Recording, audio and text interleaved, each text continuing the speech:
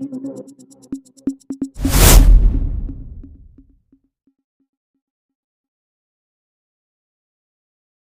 இரண்டாம் கட்டமாக புதுச்சேரியின் எழுச்சி நாயகன் ஜோஸ் சார்லஸ் மார்டின் அவர்களின் அறிவுறுத்தலின்படி சமீபத்தில் இலங்கை கடற்படையினரால் துப்பாக்கி முனையில் சிறைப்பிடிக்கப்பட்ட 12 இந்திய மீனவர்களில் காரைக்கால் பட்டினச்சேரியைச் சேர்ந்த வசந்த், முருகையன் மற்றும் ஸ்ரீகுமார் ஆகிய மூவரின் குடும்பங்களை சந்தித்து அவர்களுக்கு ஆறுதல் கூறி சிறிய உதவித் தொகையாக ரூபாய் 10,000 மற்றும் அத்தியாவசிய மளிகைப் பொருட்கள் வழங்கப்பட்டது.